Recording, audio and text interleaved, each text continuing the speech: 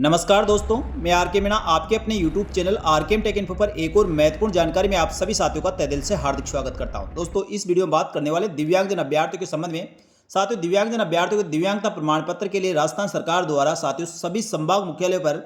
Medical board का गठन किया गया है। तो आगे साथियों किसी भी भर्ती में चयनित अभ्यर्थियों को दिव्यांगता की जांच करवाना हो या साथियों किसी प्रकार की कोई सरकारी योजना के लिए आप दिव्यांग प्रमाण पत्र बनाना हो या दिव्यांगता की जांच करवाना, तो साथियों सभी संभाग मुख्यालय पर मेडिकल बोर्ड का गठन किया गया है। तो मेडिकल बोर्ड द्वारा साथियों दिव्यांगता और दिव्यांगता प्रमाण पत्रों की जांच का क्या प्रोसेस रहेगा, साथ ही कोई अभ्यर्थी संतुष्ट नहीं होता तो उसको अपील कैसे करना है, और दिव्यांगजन अभ्यर्थियों ने अभी भी यूडीआईडी कार्ड नहीं बनवाया तो साथियों यूडीआईडी कार्ड बनाना जरूरी है। जो सभी सरकारी नौकरियों और साथियों दिव्यांगता की श्रेणी में जो भी आप लाभ लेते हैं वहां पर आपको यूडीआईडी कार्ड दिखाना होगा। यानी साथियों अब सरकार के द्वारा नए नियम बनाए गए और इन नए नियमों के तहत ही आपकी दिव्यांगता और दिव्यांगता प्रमाण पत्रों की जांच होगी। तो साथियों इसका पूरा प्रोसेस अपने इस वीडियो में समझेंगे, लेकिन वीडियो शुरू करने से पहले सभी साथियों से अनुरोध रहेगा, साथियों पहली बार हमारे YouTube channel RKM take info को आप देख रहे हैं तो एक बार YouTube चैनल को सब्सक्राइब करके बेल आइकन प्रेस कर ले, जिससे आपको इसी प्रकार की महत्वपूर्ण जानकारियों के साथ ही राजस्थान सरकार की समस्त भर्तियों की महत्वपूर्ण सटीक जानकारी आपको इसी प्रकार मिलती रहे। चलो शुरू करते हैं दोस्तों इस वीडियो को।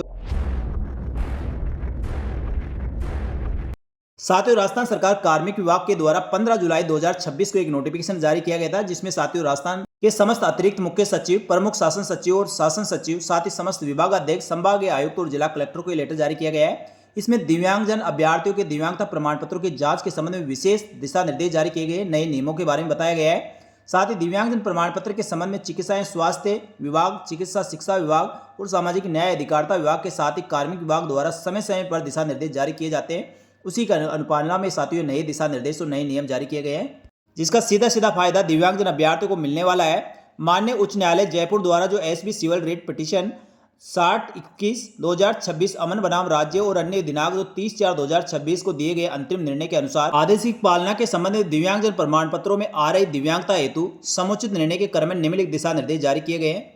इसमें नंबर 1, चिकित्सा विभाग द्वारा 7 संभागीय मुख्यालय जिसमें जयपुर, जोधपुर, अजमेर, बीकानेर, कोटा, उदयपुर और भरतपुर में मेडिकल कॉलेज और उनसे संबंधित हॉस्पिटल के प्रिंसिपल या अधीक्षक द्वारा दिव्यांगता की जांच के लिए एक दिव्यांगता सत्यापन बोर्ड का गठन किया जाएगा। डिसेबिलिटी वेरिफिकेशन बोर्ड में जिसमें असिस्टेंट प्रोफेसर या उससे उच्च पद के डॉक्टर होंगे। ये सभी मेडिकल कॉलेज आवश्यक मानक उपकरणों से सुसज्जित होंगे जो सभी तरह की दिव्यांगता का मूल्यांकन करने के लिए आवश्यक होंगे, जैसा कि सामाजिक न्याय अधिकारिता विभाग भारत सरकार द्वारा समय समय पर जो परिपत्र जारी किए गए उसके गाइडलाइन के अनुसार साथियों दिव्यांगता की जांच और दिव्यांगता प्रमाण पत्र बनाए जाएंगे। नंबर 2, संबंध दिव्यांगता को सत्यापन करने के लिए मेडिकल कॉलेज, हॉस्पिटल में आवश्यक सभी प्रकार के उपकरण और संसाधन उपलब्ध रहेंगे। नंबर 3, संभागीय मुख्यालय स्तर से मेडिकल कॉलेज और संबंध हॉस्पिटल के ऊपर एडिशनल प्रिंसिपल एवं मेडिकल अधीक्षक की अध्यक्षता में एक अपीलीय सत्यापन मेडिकल बोर्ड का गठन किया जाएगा। अपीलीय बोर्ड के सदस्य प्रारंभिक सत्यापन बोर्ड से उच्च पद के धारित होंगे, यानी साथियों उस जो पहले आपने मेडिकल करवाया है उनसे उच्च पद वाले डॉक्टर वहां आपके मेडिकल का सत्यापन करेंगे, तो आप अपील कर सकते हैं। नंबर 4, भर्ती एजेंसी और नियुक्तकर्ता विभाग द्वारा सुनिश्चित करेंगे कि आवेदन करते समय सभी आवेदकों के पास वैध UDID card, unique disability identification card हो और प्रक्रियाधीन भर्तियों में, आगामी भर्तियों में भर्ती संस्थान विज्ञापन में आवश्यक रूप से अंकित भी करना होगा कि दिव्यांगजन श्रेणी के तहत आरक्षण के लिए आवेदन करने वाले में से दस्तावेज सत्यापन के लिए चयनित अभ्यर्थियों की दिव्यांगता का सत्यापन संभागीय मुख्यालय पर चिकित्सा विभाग द्वारा उपरोक्त अनुसार गठित बोर्ड के द्वारा किया जाएगा। दिव्यांगता सत्यापन वर्तमान प्रचलित मानक के अनुसार किया जाएगा। अगर किसी अभ्यर्थी ने पहले प्रमाण पत्र प्राप्त कर लिया है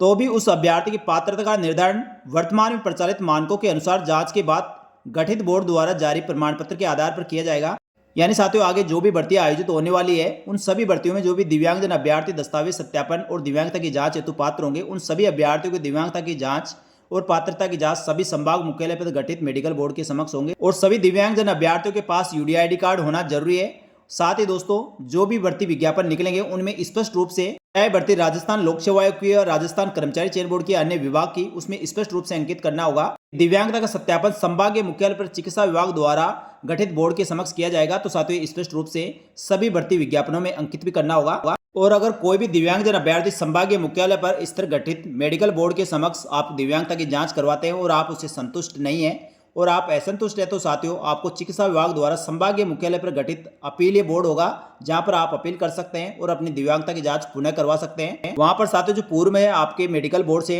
दिव्यांगता की जांच की गई थी उससे उच्च पद के डॉक्टर वहां पर होंगे जो आपकी दोबारा से जांच करेंगे। इसके बाद नंबर 5, कार्मिक विभाग के निर्देशों के तहत राज्य सरकार के जो पूर्व में कार्यरत दिव्यांगजन अधिकारी है या कर्मचारी है, उनके लिए पुनः सत्यापन प्रक्रिया के दौरान अगर पहले जारी किए गए दिव्यांगता प्रमाण पत्र की प्रतिशतता में अंतर के मामले पाए जाते हैं तो ऐसी स्थिति में कर्मचारी अधिकारी की योग्यता का निर्धारण राजकीय सेवा में चयन के समय प्रचलित दिव्यांगता मेडिकल मानकों के आधार पर किया जाएगा। तो पॉइंट नंबर 5 का मतलब यही है साथियों, जो पहले से कार्यरत दिव्यांगजन अधिकारी कर्मचारी है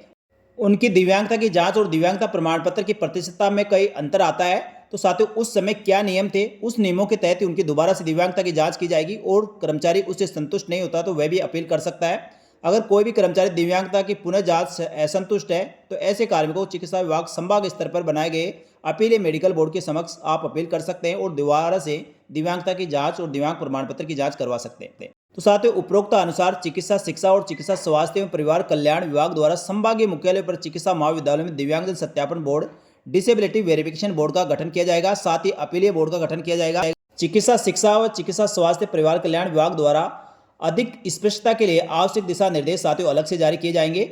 तो साथियों इस प्रकार दिव्यांगजन अभ्यर्थियों की दिव्यांगता की जांच और दिव्यांगता प्रमाण पत्र साथ ही यूडीआईडी कार्ड बनाने के लिए और राज्य सरकार की समस्त भर्तियों में चयनित अभ्यर्थियों की दिव्यांगता और दिव्यांगता प्रमाण पत्र जांच के लिए साथियों मेडिकल बोर्ड का गठन किया जा रहा है। साथ ही वहां अभ्यर्थी संतुष्ट नहीं होता तो उसके लिए साथियों अपीलीय बोर्ड का भी रहेगा, वहां पर आप अपील भी कर सकते हैं। तो इस प्रकार साथियों बहुत ही महत्वपूर्ण निर्णय राजस्थान सरकार द्वारा लिया गया है। तो साथियों इस लेटर का पूरा सार यही है, राजस्थान सरकार ने दिव्यांगजन प्रमाण पत्रों के सत्यापन के लिए बड़ा फैसला लिया है। इसमें 7 संभागीय मुख्यालयों के लिए विशेष मेडिकल बोर्ड का गठन किया गया है, साथ ही अपीलीय बोर्ड का गठन किया गया है। साथ ही राजस्थान हाईकोर्ट का जो 30 अप्रैल 2026 को जो आदेश जारी किया गया था उसकी पालना में साथियों ये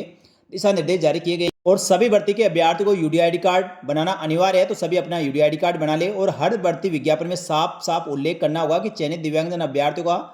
अंतिम सत्यापन संभागीय मेडिकल बोर्ड के द्वारा गठित टीम द्वारा किया जाएगा। पुराने प्रमाण पत्र वाले अभ्यर्थियों को नए मेडिकल मानकों के अनुसार सत्यापन करना होगा। साथ ही मौजूद जो कर्मचारी है पुराने और नए प्रतिशत में यदि अंतर होता है तो आपकी भर्ती के समय उस समय दिव्यांगता की जांच के क्या नियम थे उसके अनुसार साथियों उसकी दिव्यांगता की जांच की जाएगी। साथ ही यदि कर्मचारी भी संतुष्ट नहीं होता तो साथियों संभागीय स्तर पर अपीलीय मेडिकल बोर्ड होगा जहां पर आप अपील कर सकते हैं। तो साथियों दिव्यांगजन अभ्यर्थियों की दिव्यांगता और दिव्यांगता प्रमाण पत्रों की जांच का मुख्य उद्देश्य फर्जी और विवादित प्रमाण पत्रों पर रोक लगाना और प्रक्रिया में एकरूपता और पूर्ण पारदर्शिता सुनिश्चित करने के लिए ये महत्वपूर्ण दिशा निर्देश राजस्थान सरकार द्वारा जारी किए गए हैं। तो साथियों इन सभी की पालना और नए नियमों के तहत आगे दिव्यांगजन अभ्यर्थियों दिव्यांगता जांच और पात्रता की जांच हेतु की जाएगी।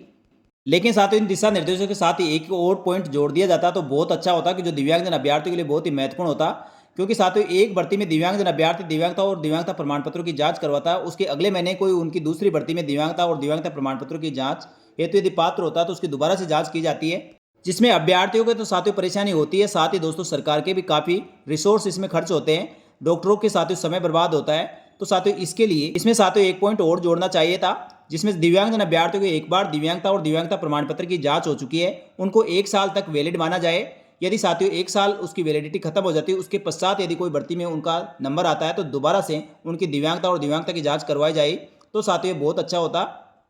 साथियों ये थी दिव्यांगजन अभ्यर्थियों की दिव्यांगता जांच और दिव्यांग प्रमाण पत्रों की जांच हेतु महत्वपूर्ण दिशा निर्देश जो कार्मिक विभाग द्वारा जारी किए गए, जो आगे दिव्यांगजन अभ्यर्थियों के लिए फायदेमंद होंगे। तो साथियों इसको लेकर आपकी क्या राय है आप कमेंट करके बता सकते हैं और ये वीडियो अच्छा लगा तो वीडियो को लाइक जरूर करें और अपने सभी साथियों को शेयर करें। इस वीडियो में इतना ही। इसी प्रकार की महत्वपूर्ण अपडेट के साथ ही राजस्थान सरकार की समस्त भर्तियों की महत्वपूर्ण सटीक जानकारी के लिए हमारे YouTube channel RKM take info को सब्सक्राइब करके बेल आइकन प्रेस कर ले, साथ ही हमारे टेलीग्राम चैनल को ज्वाइन कर ले जिससे भर्तियों की महत्वपूर्ण सटीक जानकारी आपको तुरंत प्रभाव से मिल सके। यहाँ तक वीडियो देखने के लिए आप सभी साथियों का धन्यवाद। इसी प्रकार की महत्वपूर्ण जानकारी के साथ ही राजस्थान सरकार की एक और भर्ती की महत्वपूर्ण सटीक जानकारी लेकर एक और नई वीडियो में उपस्थित होंगे। तब तक के लिए आप सभी का धन्यवाद। जय हिंद, जय भारत।